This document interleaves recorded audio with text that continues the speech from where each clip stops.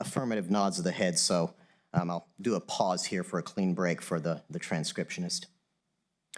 Anyway, good afternoon. My name is Andrew Ray. I am the Executive Director of the Mesilla Valley MPO, and per the MPO bylaws, I am calling this meeting of the Mesilla Valley MPO Governing Board for June 11th, 2025 to order in absence of the Chair and Vice Chair.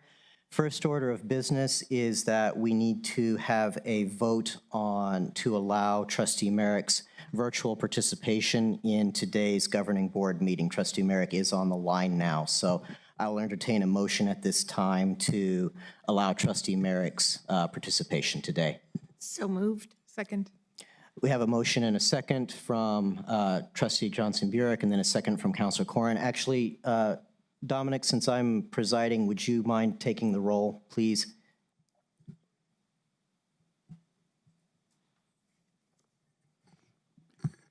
This is on the motion for Trustee Merrick's virtual participation.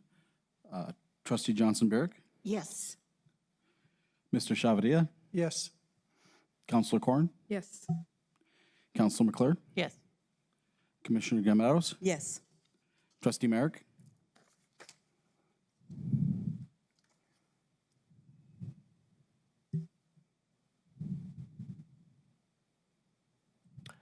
Trustee Merrick, if you could give your vote via the chat. We had to do that last month due to technical difficulties, and it looks like we might be having them again.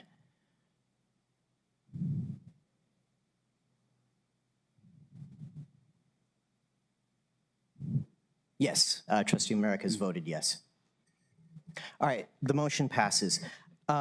Second item is for the election of a temporary chair to preside over the meeting, the governing board meeting for today until the regular chair arrives. Are there any nominations for that role?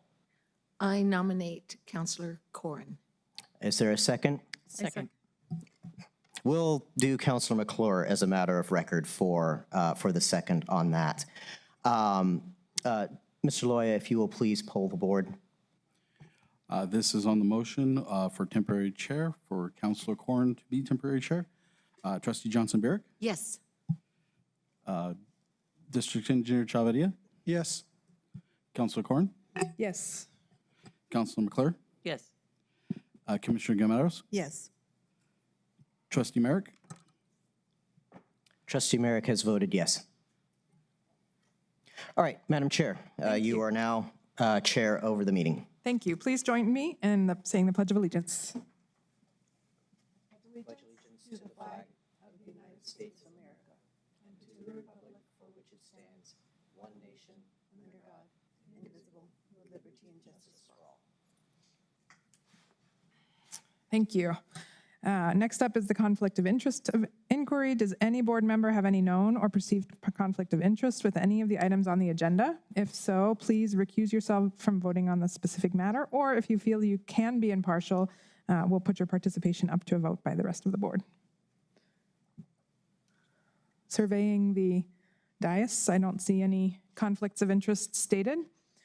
Seeing none from online either, I would entertain public comment. I look at our one public member of the public. Mon is here as well, Madam Chair. Madam Chair, I believe. Oh, there you go. He sped. For the record, Commissioner Sanchez has just arrived. I give up my temporary chair role back to Commissioner Sanchez. We're on approval of the agenda. Okay, so we haven't approved the agenda yet? All right. I apologize for running a few minutes late here, but then I'll look for a motion to approve today's agenda. So moved, Corrin. Second. Johnson-Burek. I have a motion and a second to approve the agenda. I assume there's no changes to the agenda? No, Mr. Chair. And with that, I'll ask for a roll call, please. Thank you, Mr. Chair. This is on the motion to approve the agenda of today's meeting. Trustee Johnson-Burek? Yes. Mr. Chavaria? Yes. Councilor Corrin? Yes. Councilor McClure? Yes. Commissioner Gamados? Yes. Trustee Merrick? Trustee Merrick has voted yes. Mr. Chair? Yes. Mr. Chair, the motion passes. Thank you. All right, then we're on to, sorry. All right, we're on to the approval of the minutes from May 14th of 2025. I have a motion and a second to approve. So moved. Trustee Johnson Burek. Second, Corin. All right, we have a motion by Trustee Johnson Burek, second by Councilor Corn. Are there any comments or questions from the board on those minutes?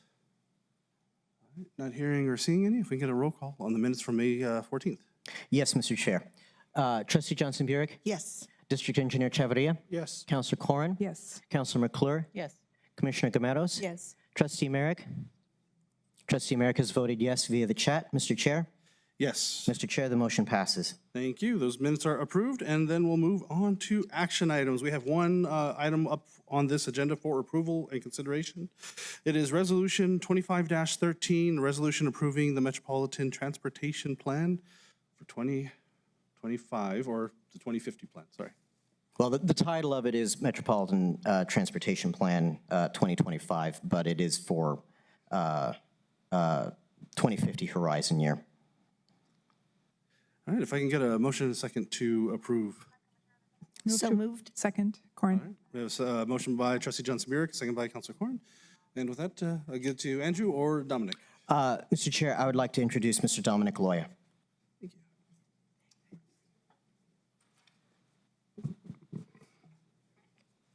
And for the record, Mr. Chair, Mayor Enriquez has joined us.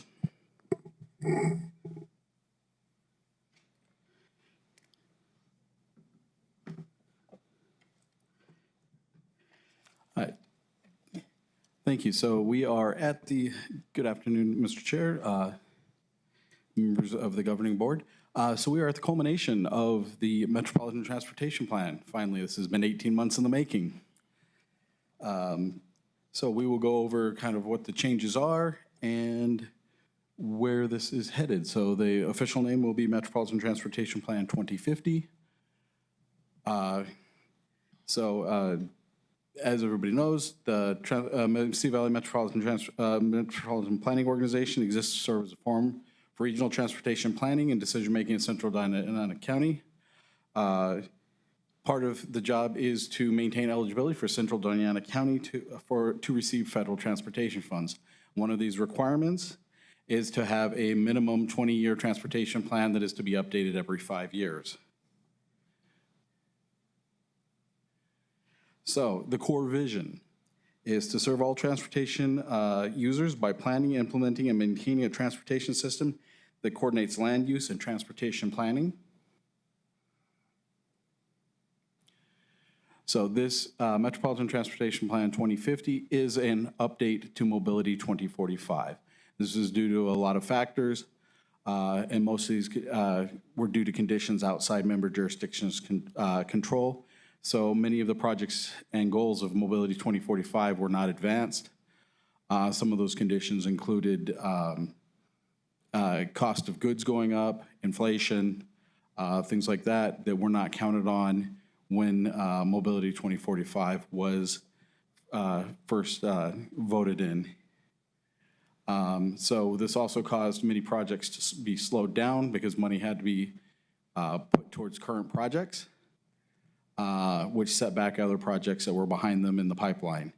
And then over the last 5 years, there have been a few projects that have risen and other projects that have faded to the back due to conditions surrounding the projects. One of those conditions was developments after Mobility 2045. There was a study done on a rail line for the Las Cruces Innovation and Industrial Park. The project was found to be not viable due to cost and lack of existing infrastructure. Basically, it became a thing of if the industry isn't there, the railway is not willing to build a rail line there, and the railway is not willing to build a rail line on speculation that the industry will show up after they build it. And then one of the other major changes in this is that the projection of future costs for maintenance have been removed, and that's due to a fluctuation in materials cost.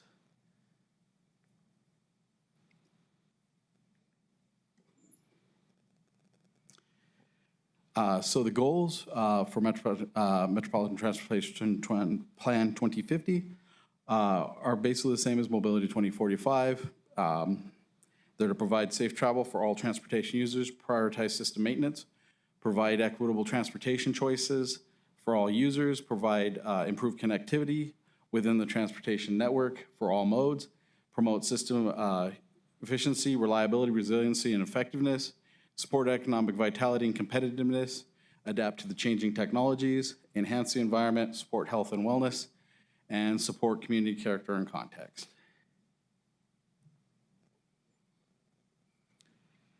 The population projections were updated to 2050, as when the vehicle miles traveled were also updated to the current year. Projects within the next 5 years, these are the amounts that you will see are currently obligated within the Transportation Improvement Program, or the TIP. Projects further out are just basically considered a starting point for funding. They were just basically what was estimated at the time. As we now know, those projects will be more costly just due to general conditions. So these are some of the projects and what they will cost. Basically, over the next 5 years, and these are specifically projects that we see happening within the next 5 years. Dripping Springs, the Engler Interchange, the I-25 capacity study, which is finishing up, the Las Cruces Lateral Trail, then signal upgrades to railroad crossings on various City of Las Cruces streets, a local bridge replacement, the University Bridge replacement. That's one over I-10 that's currently ongoing. I-10 bridge replacements between the Jackrabbit Interchange and Motel Boulevard. US 70 Phase 5, which is finishing up, which is over the outfall channel. We have the University Multimodal Project, which is underway now. I-25 safety improvements. The US 70 capacity study. The I-25 pavement improvement project. NM 320, which is the Thorpe Road Bridge replacement. So those are all projects that hopefully should be within the next 5 years. And then a little bit further out, we're looking at the Arrowhead Interchange. Right now, this is all state money that is involved in it. The US 70 pavement preservation, I-25 Spruce Bridge widening for capacity between US 70 and Loman, Thorpe Road improvements from NM 185 North Valley to I-25, and then pavement preservation. And then the following 10 years, apologize for that, it's not supposed to read 2041, not 2014. We have Mesa Grande, which should be actually moving up as soon as the grant is received. That will be moving into the next 5 years. The Madrid grade separation, and then the big one on the horizon, of course, is the I-10 rehabilitation project, which would be a complete rehabilitation of I-10 between the I-25 interchange and the state line.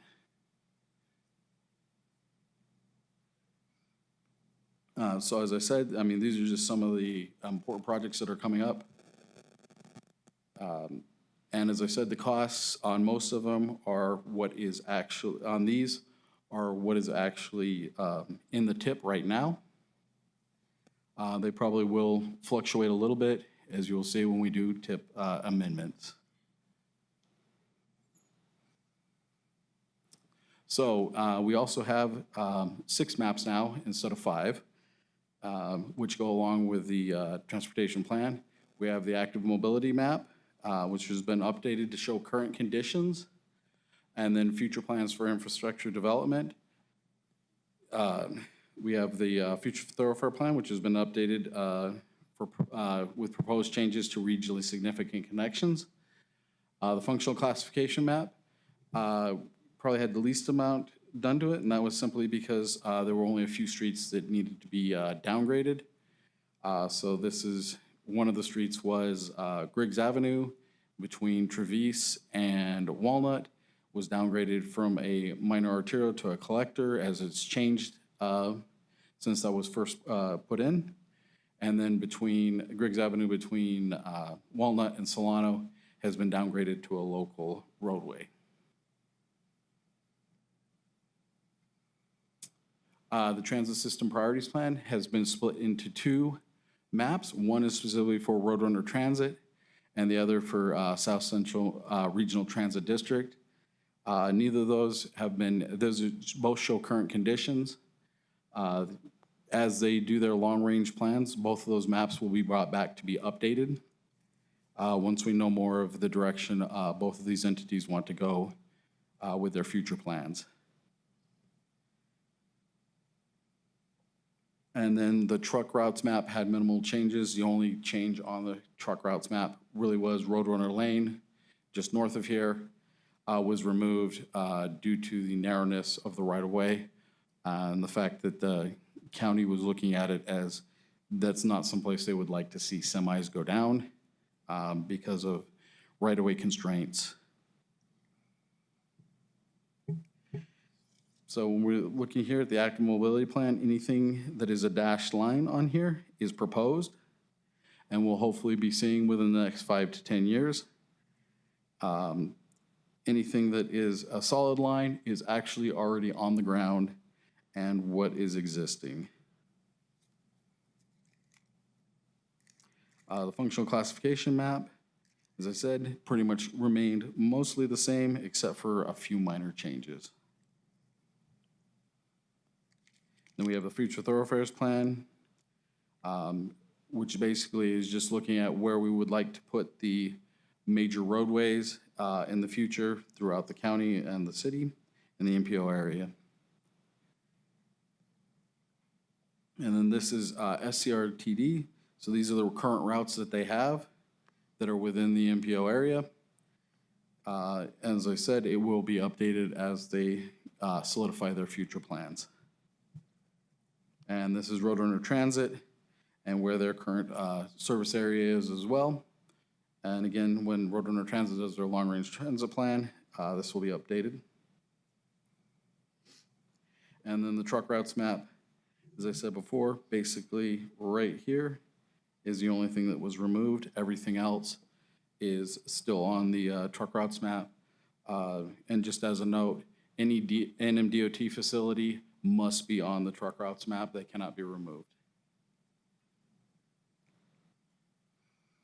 So these are some of the economic engines of the area. We have the Las Cruces Innovation and Industrial Park, Las Cruces International Airport, the High Mesa Road, which is one of the ones because of the railway not being viable, is now, has floated back to the top as a connection between the Santa Teresa Port of Entry and the Las Cruces Innovation and Industrial Park, Arrowhead Park on New Mexico State, and then the Burrell College of Osteopathic Medicine.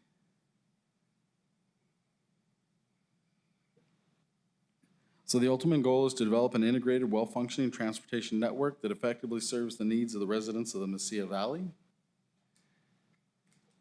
So we did have some comments from BPAC and from TAC. So we'll start with BPAC. They did recommend approval, but their concerns were on the active mobility plan, were related to the removal of proposed projects from previous MTP maps. Staff did decide to do this for this MTP based on negative feedback received by some regional stakeholders in the development of Mobility 2045 regarding the wide scope of potential projects included on the map. Staff will be working with BPAC to develop potential active mobility projects list.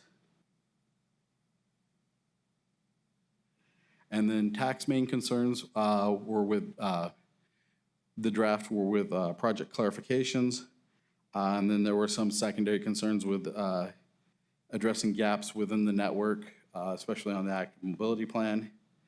And then they wanted one clarification on the map, which was on Cayo del Sur for the Cayo del Sur project, which was requested funding for the planning stage.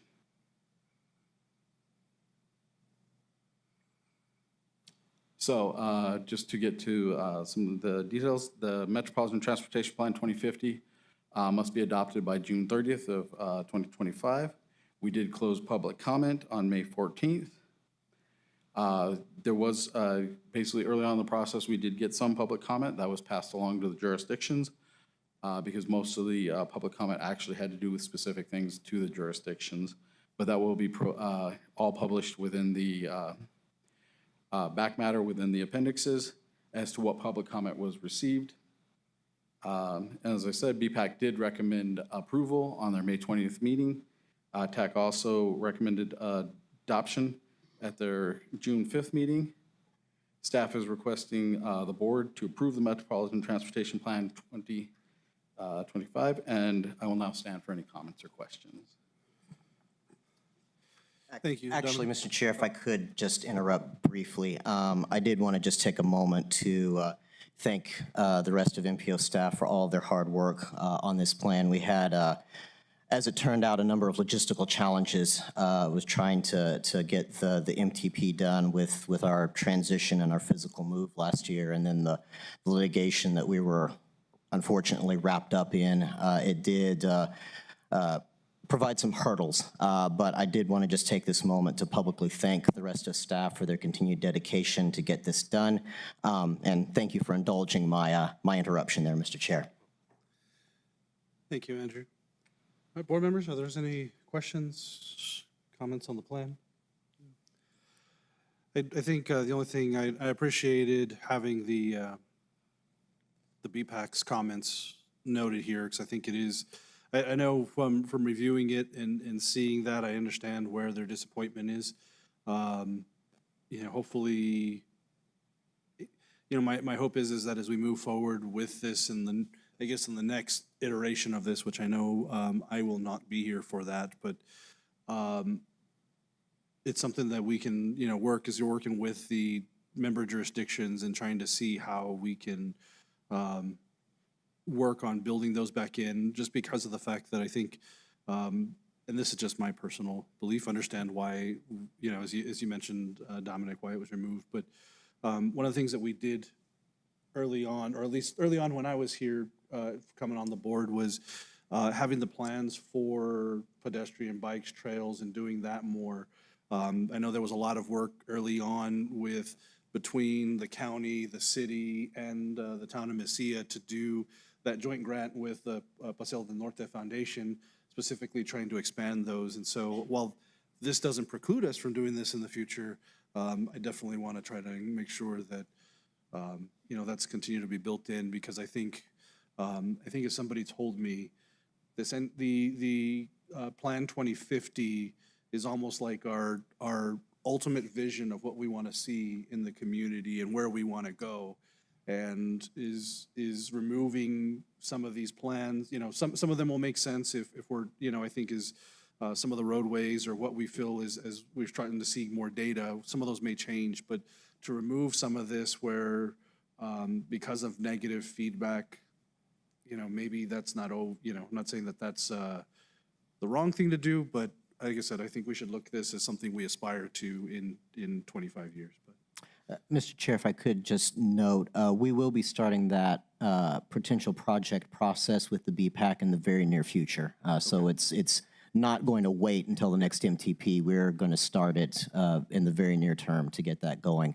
And just as, I guess, a little further explanation, staff concedes that we may have overcorrected based on the negative feedback that we received last time. For those of you who are on the board in the 2020 MTP and the lead up to that, you remember that the reaction was quite severe that we had to endure. So staff was shy of wanting to trigger something similar this time. So we're still working on trying to strike that balance between concerns of facility owning jurisdictions versus kind of that larger vision, and it is something that we will continue to try to work to achieve that balance.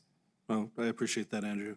And as far as I'm concerned, you can tell the people, they bug you, point the finger at me. I don't want to speak for anybody else, but because I think that's where, ultimately we're the ones that approve this in the end. I'm not saying that we don't look at outside feedback at all. I think, like I said, I think for us as our member jurisdictions and people, our constituents, I want us to think, let's think big and try to see how we can get there, especially 25 years out, because we know it'll change every 5 years, but I said that's just my personal opinion, so. Councilor Corn. I just sort of wanted to echo that. Like, I think sometimes we see measures and other things that we think are aspirational, but they're actually just functional in some very like sort of, sort of benchmarky way. And so I think what Chair Sanchez is saying and sort of what we're all thinking about is we do see the investment in active transportation infrastructure as the future, I think. And I think I just don't want you to be the only person saying like, yes, we see that. Yes, we hear BPAC's concerns. And so I just also want to add to that and echo it and support the process in whatever ways we can as you all are moving forward with our member jurisdictions and the planning that it sounds like is on the horizon. I feel the same way about things like transit routes, because I don't feel like this is necessarily representative of a full process of discussion that I think needs to happen for those things. I think it's just they have to be they're included in this at this moment because that's where we are. The only thing that I would say is on the agenda, it says 2025. On the actual resolution, it says 2050. That's just a tiny friendly amendment. Yes, Mr. Chair, I was going to mention that, and that is my fault personally and specifically. I got that wrong in the resolution, so I don't know if it needs to be an actual amendment, but it should be reading 2050. I'll take that as a motion to amend. Yeah, I think that's should be considered friendly since the resolution says 2050. So that seems like not I know friendly amendments are made up, but that would be my only suggestion. I'll second that motion. Oh, okay. Go ahead. I'll take the second. Okay, I'll second the motion with that amendment to note that change. Are there any questions, at least now, on the amendment that's on before us? Chair, I think George might want to say a few words. Okay. All right, so we have a motion and a second for the amendment to have that correction noted. If there are no questions on that, I'll ask for a quick roll call on the amendment. Trustee Johnson-Berg, Yes. Mr. Chavarria, Yes. Councilor Corn, Yes. Mayor Enriquez, Yes. Councilor McClure, Yes. Commissioner Gameros, Yes. Trustee Merrick. Trustee Merrick has voted yes. Mr. Chair. Yes. All right, so that amendment is approved. So with that, we're back on the resolution as amended. If there are no other comments from the board, I'll open it up to public comment. And thank you, Councilor McClure, for pointing that out. My name's George Pearson. I am the chair of the BPAC, but I'm just speaking on my own behalf today. My first question was about that amendment, so I can skip that one. I made several comments in the draft at the BPAC, and it looks like all those comments were included in this final draft that were presented for the governing board, so thank you for those changes. I have another comment that relates to the core policy that was presented in one of the slides and is on page 59 of the document or 69 of the packet. The policy statement is, serve all transportation users by planning, implementing, and maintaining a transportation system that coordinates land use and transportation planning. I believe that a key concept that is missing is safety. I think adding one word so that the policy states that the goal is planning, implementing, and maintaining a safe transportation system. That would help us towards Vision Zero goal and reflects the values we deserve in our transportation system. And the other comments on the amendments that were presented on the BPAC and at the TAC, I fully endorse those. The city probably knows the RTP project that BPAC was talking about has been reintroduced, so that's going to happen, or hopefully will happen. It's still up in the air as far as those projects go, but the money's coming back through, and the city's working towards doing a RFP and construction. And my other question was about the public comments. The resolution talks that it'll be added. It's not in the packet. Is that something that, is that just like the extra thing that gets added before the final? Like the acronyms are also blank and some of the other things? Those are my comments. Mr. Chair, this is Andrew Ray for staff. Yes, Mr. Pearson, you're correct. We don't add the public comment until authorized by the resolution, the enabling resolution. It's the same thing as to why there isn't any front matter in the MTP draft, because it officially doesn't exist yet. So that will all be going in, and we'll send out a distribution of the final copy of the MTP. There was mention of the presentation by Velo Cruces. Yes, and that will also be part of. I can't remember which appendix it's going to be. It's not going to be Appendix A, because Appendix A is the ongoing updates to the performance metrics. So it may be Appendix B is the public comment, but don't hold me to that. I don't remember, but it will be in there in the final copy. Okay, and so those are my comments. I guess the only thing that I'd ask you to act on would be to change the core policy so that refers to a safe transportation system. Thank you. Thank you, Mr. Pearson. Mr. Loy, if you could go back to that slide that references that, please, in case we want to do some wordsmithing.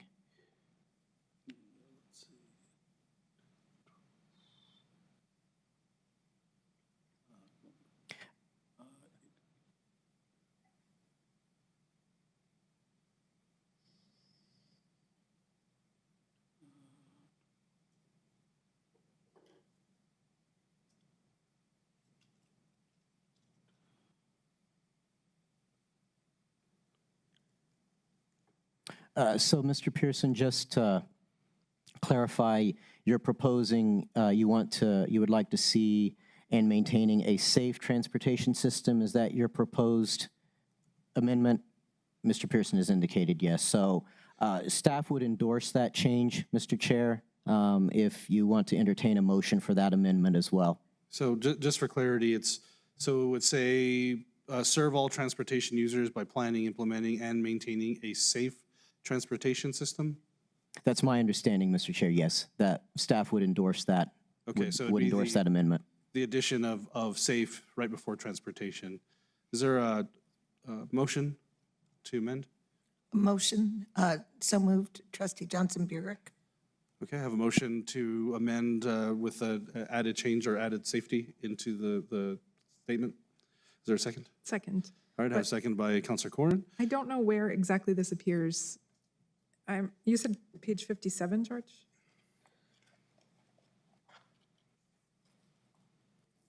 57 of the document, 96 of the packet. Okay. Okay, then yes, I wasn't looking at the right place because I couldn't find where it was going to go. So I second it. Okay, and just, Wholeheartedly. and thank you, and I think I see where, so it is under the core vision as noted in the plan, which is page 59, as noted in the document, and 96 in the agenda packet. Okay, so I have a motion and a second. Are there any questions or comments on the proposed amendment? All right, if I can get a roll call, please. Trustee Johnson Burek, Yes. Mr. Chavadia, Yes. Councilor Carn, Yes. Mayor Enriquez, Yes. Councilor McClure, Yes. Commissioner Gamados, Yes. Trustee Merrick. She has indicated yes. Mr. Chair. Yes. All right, so that amendment is approved. And we are back to the resolution as amended with this additional amendment. Is there any more public comment or any board comments? You're making us work here, George. There were the amendments from the BPAC and the TAC. Are you going to amend the plan to include those? Is the question. Mr. Chair, Mr. Pearson, the amendments from the TAC and the BPAC were included into the, they're already. agenda. Yeah, they're already in the final, or the draft that was presented before the board included all of those. Thank you for the clarity, Andrew. Okay. Okay, and if there are no other comments, I'd ask for a roll call on the resolution as amended. Trustee Johnson Burek, Yes. Mr. Chavadia, Yes. Councilor Corn, Yes. Mayor Enriquez, Yes. Councilor McClure, Yes. Commissioner Gamados, Yes. Trustee Merrick? Trustee Merrick has indicated yes. Mr. Chair, Yes. motion passes. Thank you. All right. Okay. Thank you all for all the help. I know that was the process to get this worked on and approved. Thank you, George, for your comments, as well as that from the BPAC. And thank you, board members, for your input and help with that. We're on to agenda item 8.1, New Mexico Department of Transportation Aesthetics Plan presentation. Thank you, Mr. Chair. This is Andrew Ray for the record. We are very pleased to have with us today Miss Amy Bell, who will be giving this presentation virtually. Thank you, Mr. Chair. Thank you, Andrew. Good afternoon, board members. Thank you so much for giving us the time today to talk about what I think is a really cool project that we get to do with the New Mexico Department of Transportation's Environmental Bureau. Let's see, I'm just gonna see if I can, there I can see more of the screen, adjusting my layout. My name is Amy Bell. I am a landscape architect with a company called Anthropopulous Design and Planning. We are a design and planning firm out of Albuquerque and are the consultant that is assisting the DOT with this planning effort. Next slide, please.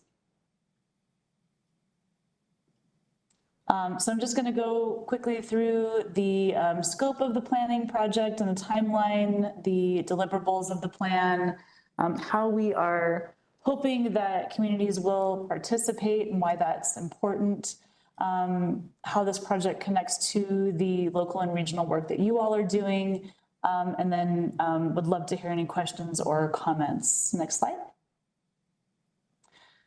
So for the purposes of this plan, we are looking at aesthetic planning as really how roadway design integrates with the surrounding landscape. And so the plan will be creating guidelines for aesthetic treatments to DOT facilities like bridges, sound walls, interchanges, rest areas, landscaping, guardrails, you know, any sort of piece of a DOT facility, and you know, down in the Mesilla Valley MPO's region in Las Cruces, you all have some really excellent examples of very beautiful aesthetic treatments to your roadway facilities. Next slide. We are looking at these aesthetic treatments as a very valuable tool for integrating our state's rich history, cultures, and ecologies into our state's roadways and roadway structures, really being able to allow communities to share that identity and that history and communicate those stories with the traveling public. And we do that through the use of different textures, patterns, colors, themes, materials, signage and artwork, monument signage. Really, there's kind of a range of, you know, very simple aesthetic treatments that can be used to create that consistent visual identity, such as just using the same paint colors or gravel color or concrete color, to the sort of higher level, more intense application of resources, such as integration of artwork, murals, or monument signage. Next slide. As you all are probably very aware, the DOT does currently have some policies guiding application of aesthetic treatments. We have a lot of these treatments in the state already. Part of the purpose of this plan is to really create some sort of, you know, overall framework for what types of facilities require what type of aesthetic treatment, so that that distribution of aesthetic treatments is a little more equitable and even. It's a little bit of an ad hoc process currently, but relevant policy, the Gateway Monument Policy, is something that can be initiated by local governments. Additionally, the permit to install landscaping or murals on DOT right-of-way can be initiated locally, and then obviously aesthetic treatments are often included in projects that are initiated by the DOT on their facilities. Next slide. It's a very simple graphic explaining the planning framework that we're working in. We're really looking at the sort of outer two circles, the official statewide and aesthetic region guidance. We're going to be developing aesthetic palettes for the whole state, and then within that, particular palettes specific to 9 aesthetic regions, which we'll show a map here in just a moment. But then allowing for, flexibility at the county, tribal, city or local level as appropriate. Next slide.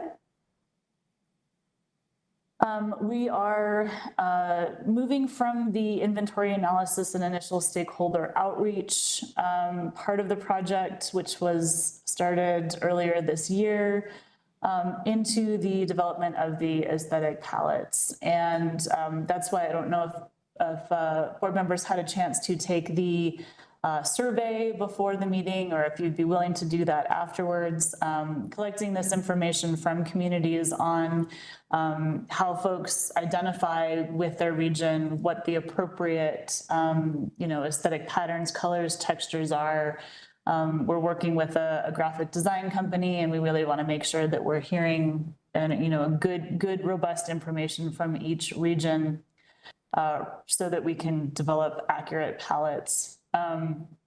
We will be bringing those aesthetic palettes back to stakeholders and the public later on this year in early 2026. And then also working with DOT district staff to refine those palettes and understand different costs associated with different levels of treatment. Conducting final outreach in the fall of next year and wrapping things up towards the end of 2026, early 2027. Next slide. The main deliverables of the plan are going to be this framework for the application of aesthetic treatments, what type of project in what location deserves what level of treatment. So if we have bridges out in the middle of nowhere that very few people drive by, we would either do no aesthetic treatment or very simple, just the use of consistent paint colors, concrete colors, to, say a gateway facility into a community that would require a much higher level of aesthetic treatment.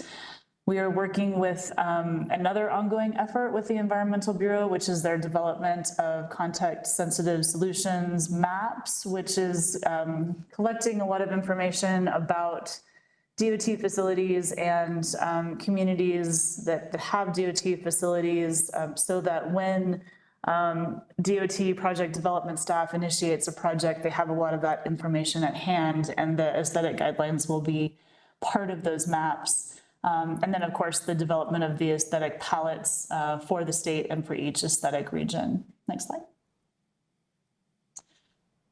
We are working with the DOT to get a page up on their website about the project. We have been building a contact list for the project. And so if you haven't been receiving emails about the project and you would like to, I'd love to hear from you and add you to that list.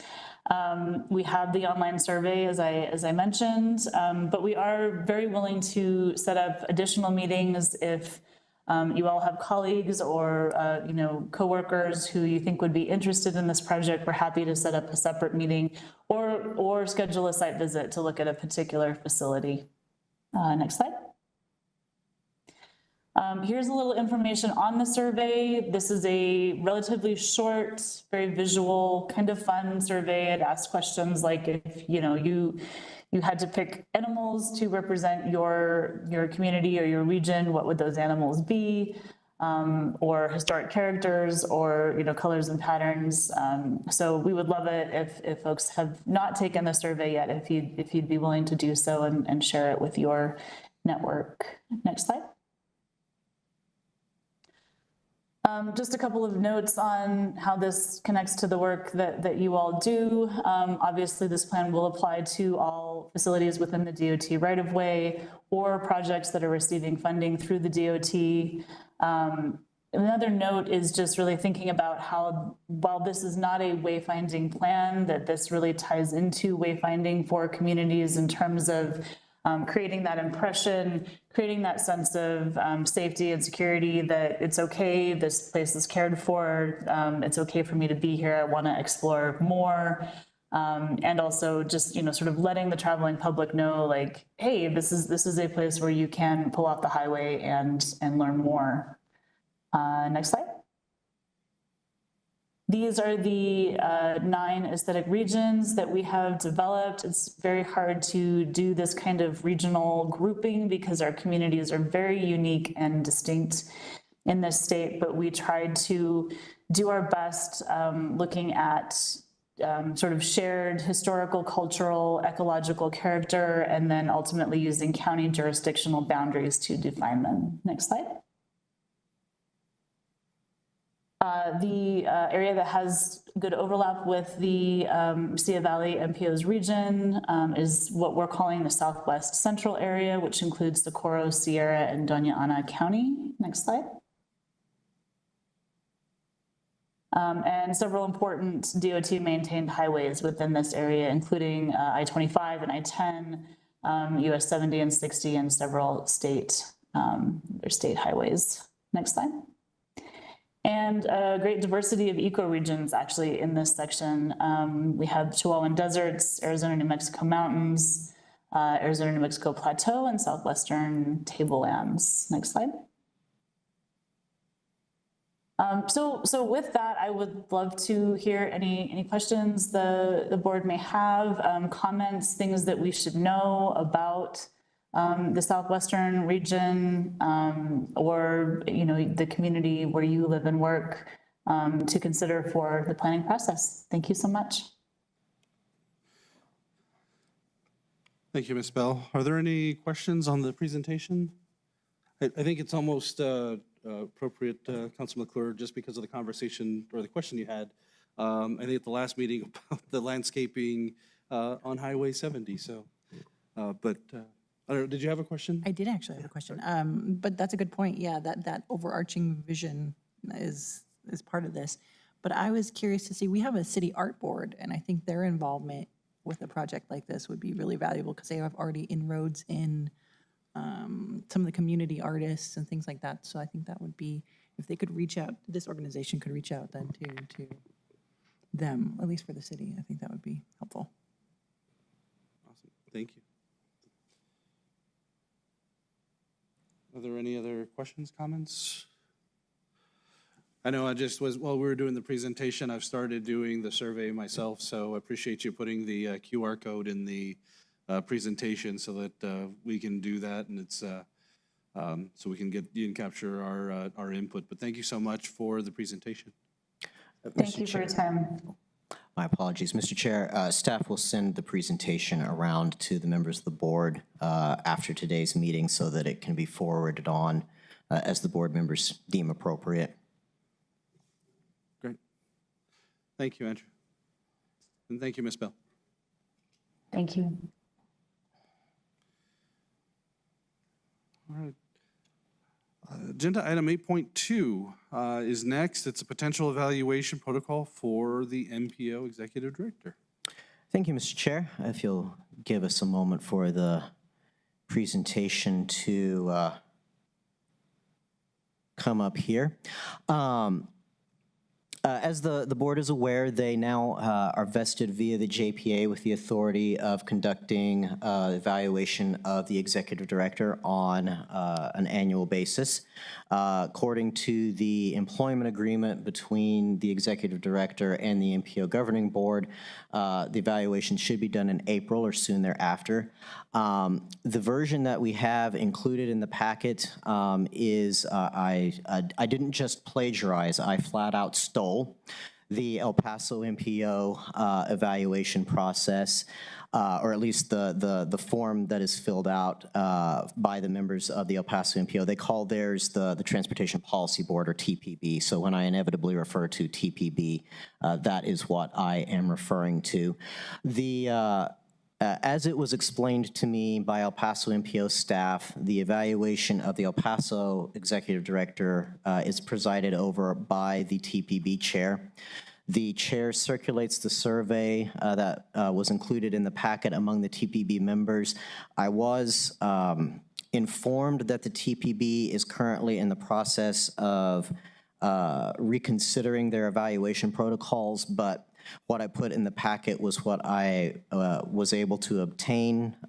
So I make no promises as to the currency as far as the process for the El Paso MPO, but the TPB chair circulates that survey among the members to fill out and then returns those to the chair. The chair, generally speaking, will then review those survey results with the executive director, and then post that the board takes whatever action it deems appropriate as a result of the results of the survey. This is, I don't want to say that this is the suggestion. This is a starting point of the conversation. I am very much looking for guidance and input from the governing board as to thoughts, ideas, if the El Paso process seems suitable to the board, or if they have suggestions or other things that they would like staff to consider. I'd like to ask for those at this time. All right. Board members? Trustee Johnson-Burek, I think that what El Paso MPO is doing would work. That's just my comments. Billy, if you could bring up the comment or the chat section for Trustee Merrick so we could see if she has anything that she wants to say as well, please. So I guess my suggestion or my question for the board is, would the board like for me to rewrite the survey to put it into Mesilla Valley MPO format and then present that to the board at the August meeting for consideration by the board, as if this is the protocol that the board wishes to adopt, at least as a trial run for next year? I'm seeing a lot of nodding of heads, so I will make that as an agenda item on the August governing board meeting then. and I'll echo Trustee Johnson-Burek's comments. I agree. I think we can use that, and then, you know, if there's any other changes that need to be made accordingly based off of, obviously, if there is anything that doesn't apply, you know, we can make those adjustments. Yeah, we get to have our own lived experience. We don't just have to do what El Paso does, but it did seem like a very natural starting point for our conversations, so. And I want to, I don't know, Mr. Chavarria, are you on the El Paso MPO? I couldn't, okay. Have you gone through the evaluation process? Okay, I just wasn't, I did it one time, and so it seems like it'd be appropriate. I don't know if you had any feedback or if you, okay. Yeah, Mr. Chair. Yeah, no, it seems appropriate. You know, at the El Paso MPO with the number of members, there was lack of participation in filling these out. So the chair started emailing it out and making sure he would set some time aside during one of the meetings to get them filled out. But the actual evaluation, I think it's a good starting point. You know, and then later on, as we move through, I think, like you said, if we need to do any changes, additions, modifications, it'd be a good opportunity to do so. Mr. Chair, I'd want to note for the record that Commissioner Gameros is also currently within that Venn diagram of overlap between our boards. I don't know if you've participated in Mr. Calvo's evaluations yet or not, but I do want to note for the record that Commissioner Gameros is on the other board as well. Thank you, and I forget that you're also, that's one of the other fun, but yeah, I don't know, have you gone through the evaluation process, or? Yes. Okay. Yes, we went through that as well. And so the way they did it over there, or Eduardo, right? Yes. Is he,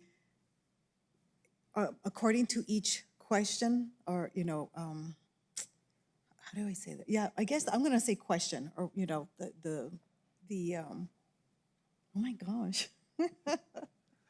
Oh, I needed some coffee, but it's not even helping me. Well, what he did is, like, according to each line item that was there, the question, he answered that to say, you know, this is what I've done. So he gave himself his own self-evaluation according to that form, and then we evaluated him on that as well.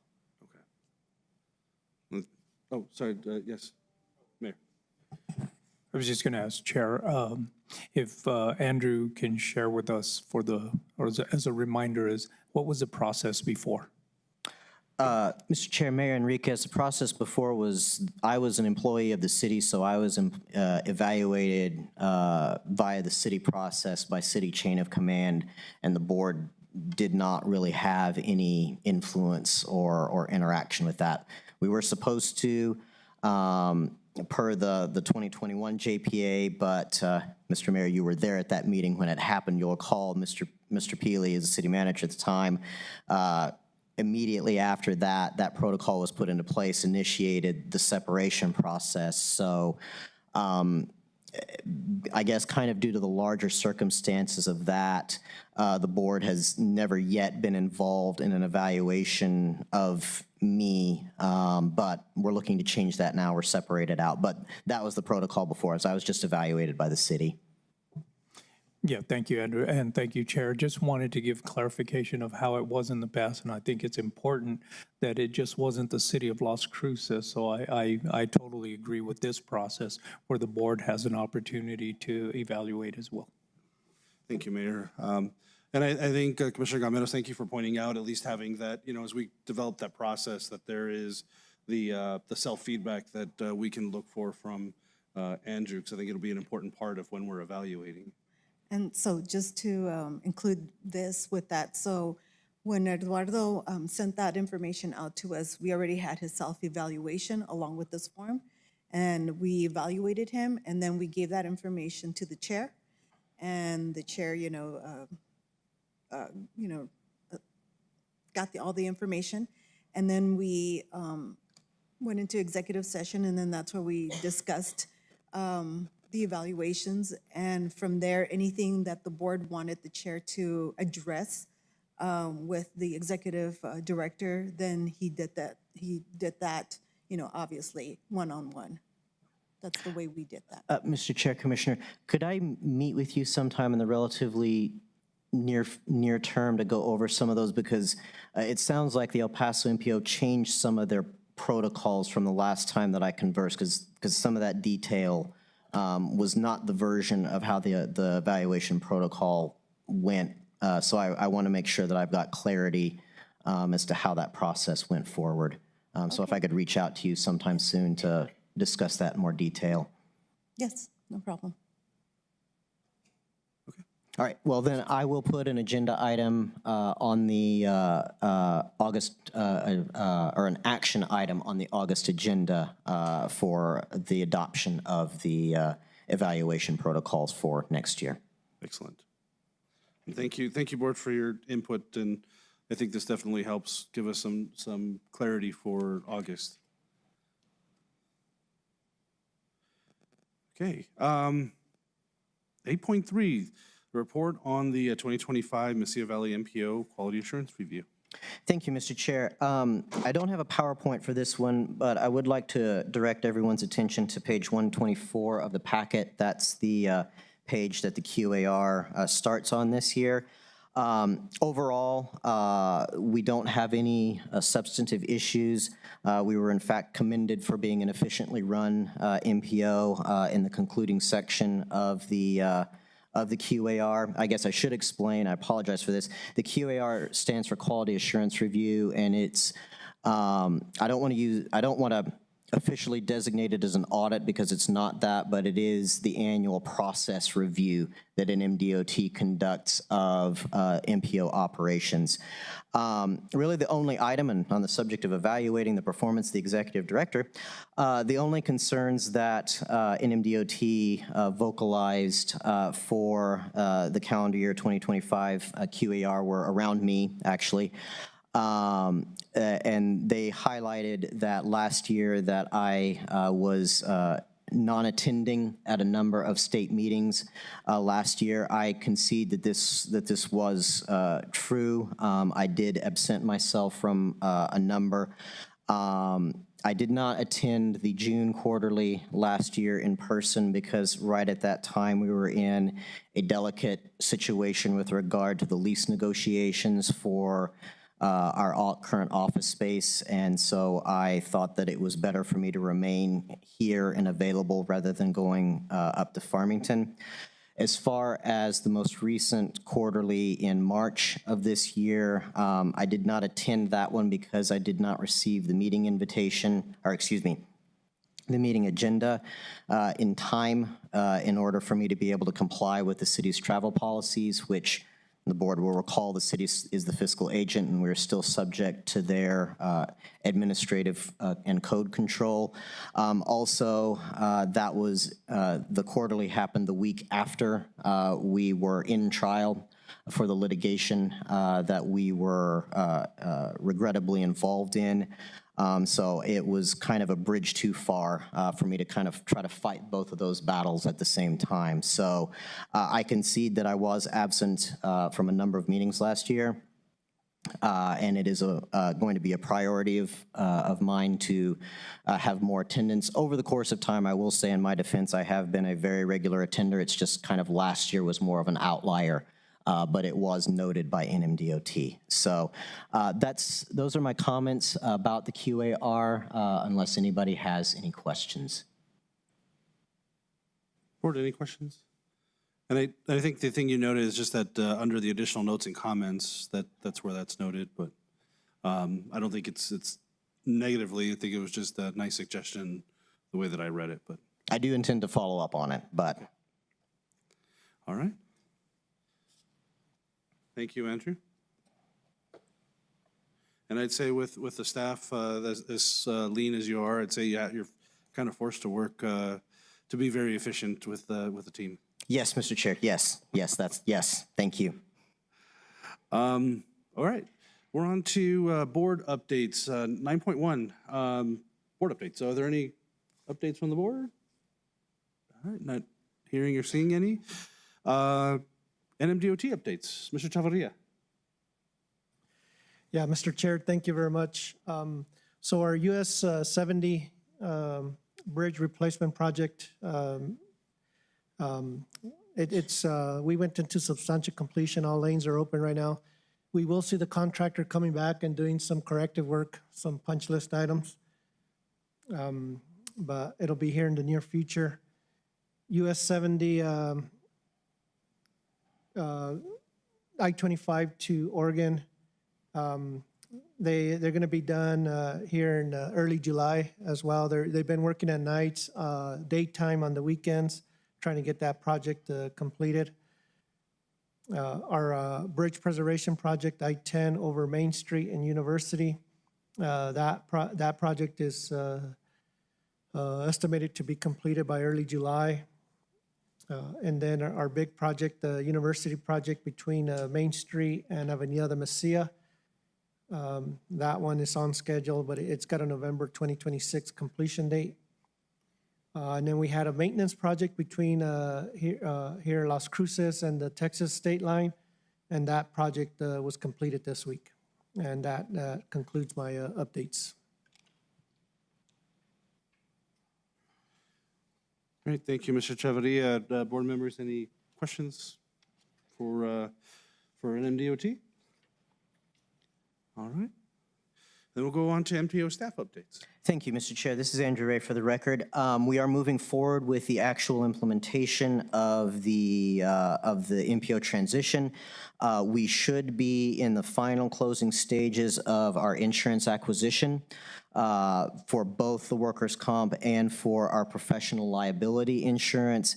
Professional liability insurance is important because per the advice of MPO legal counsel, they do not want the MPO to put a permanent full-time job posting for, a job posting for a permanent full-time position out on the street until we have the professional liability coverage.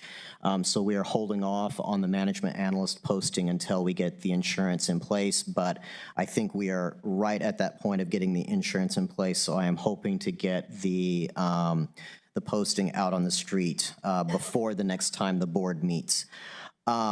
We are still also working through some technical staff hurdles or technical staffing hurdles as far as getting the paperwork stuff done for moving us around from one account code to the other within the city system, but we are continuing to make progress. As far as the board is concerned, I do want to remind the board that the board is on vacation in July. There is no July meeting, so everybody is off. The next board meeting is going to be August the 13th, and this is our last meeting here. You're quite correct, Mr. Chair. The next meeting will take place at the Las Cruces City Hall. I will also mention, for the board's edification, I guess, I will be myself on vacation for the latter half of the month of July, so I will not be available during that time, but we will have staff coverage in case of something going on. So, and I will leave contact information, et cetera. That concludes my, that concludes MPO staff updates. Great, thank you, Andrew. And yeah, just wanted to point out, I'm glad you brought up the updates, or at least not update, but the next meeting being in August and at City Hall, so we can hopefully show up at the right place next time. We will send reminders, Mr. Chair. Thank you, sir. All right, we're on to the public comment section. Are there any public comments? Mr. Pearson.